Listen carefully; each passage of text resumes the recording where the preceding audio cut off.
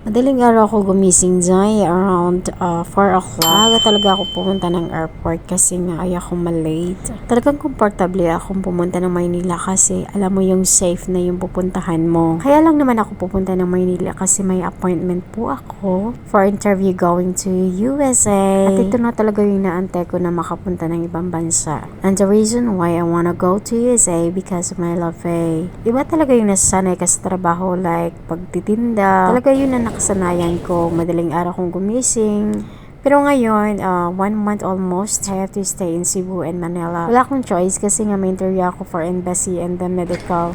I need to get it done to this. Napalaki talaga yung gasto ko sa Cebu, Jai, kasi yung tipong bibili ka ng pagkain, bibilihin pa. Yung tipong pumunta ka lang ng mall, kailangan may pera ka. Hindi yung pwedeng wala kang pera pag gumagala ka kasi talagang magugutom ka. Ngayon, madali pa naman akong gutumin. So, dati talaga, naisipan ko, bakit ang bilis ng oras? Tas ngayon, alam mo yung lahat na lang kunin ko ng camera, video, and pictures. Kasi alam ko, ito yung pagkakataon na parang last 4 November na lang. I think ito na yung huling spend ko for Christmas here in Manila or Cebu. Kasi nga by next year, pupunta na ako ng ibang bansa dyan. I'm so thankful kasi hindi na ako kinabahan mag-flight. Gusto ko na mag-isa. At this is at Pancit Canton. So, ito na talaga inaantay ko na makapunta ng ibang bansa dyan. Minsan naman, parang na-stress ako dyan. Na parang gusto ko nang umuwi agad. Kasi gusto ko nga magbantay ng tindahan ko.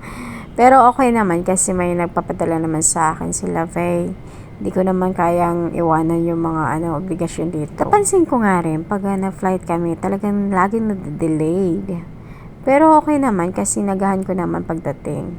Hindi yung nalilate ako ng sana ko lang yung medical ko, walang sabit. Kasi yung pinaghirapan mo na pumunta dito, gastos dito. Kahit igo rata sa dawat sa kwarta, so we have to save. Masayangan pa din tayo dyan sa kwarta. Sana nga ma-approve na yung visa namin ni Daniel kasi nga gusto ko na talagang bumukod ng isang pamilya. I wanna settle down. Alam ko naman nakakamiss yung nakakasama yung pamilya mo, pero wala talaga. Doon talaga tayo sa maging masaya tayo. Magkaroon tayo ng pamilya, peaceful, yung may gusto, may paraan.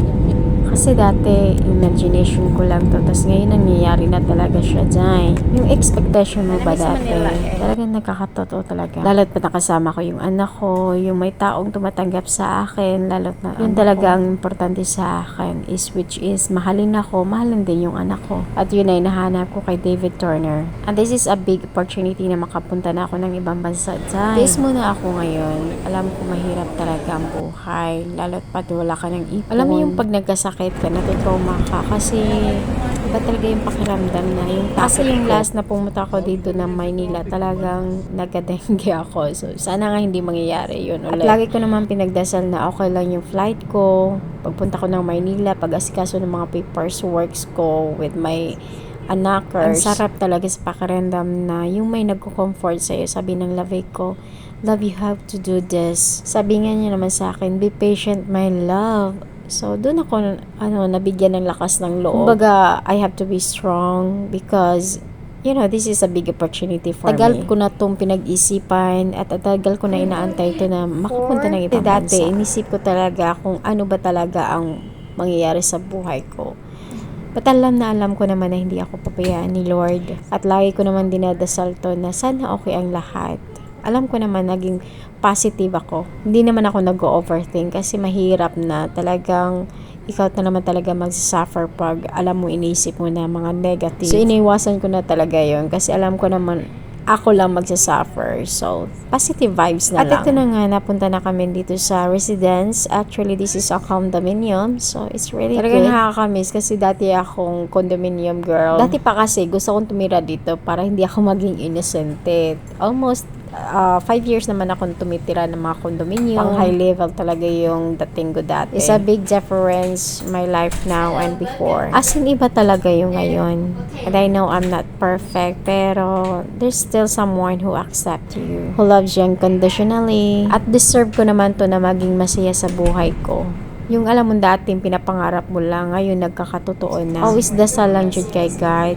And this is wish for granted talaga. Ang isang goal ko naman sa buhay ko is talaga mag-iipon ako ng pera kasi ang hirap talaga ng panahon ngayon. Lalo't pat yung bagyo. Alam mo yung kahit mahina lang yung ulan, bumabaha, yung mga tragedy na hindi mo inaasahang mangyayari. So, ayun. Gusto ko talaga mangyari sa buhay ko is may ipon ako. At magkaroon ng trabaho. Kung payagan ako ng partner ko na magtrabaho sa ibang bansa. Mas maganda talaga yung may ipon ka, may sarili kang pera, hindi yung masa ka sa ibang tao. At kung ano man yung dumating sa buhay natin, huwag na huwag natin kakalimutan na magdasal lagi kay God at yun ay isang part ng ating buhay na hindi tayo makakalimot sa itaas. Kahit alam mo, ang sa dami-dami ng tao dito sa mundo, isip mo, talaga bang nakikinig si God? Yes, nakikinig siya at nandyan siya para sa atin. And that's our vlog for today. Thank you for watching. And thank you, my love, for staying me here. I love you. I'm so comfortable. I have many rice na. Kasing hirap talaga sa Colon. O pag bumili ka ng pagkain, gastos dito, gastos doon. Sobra stress.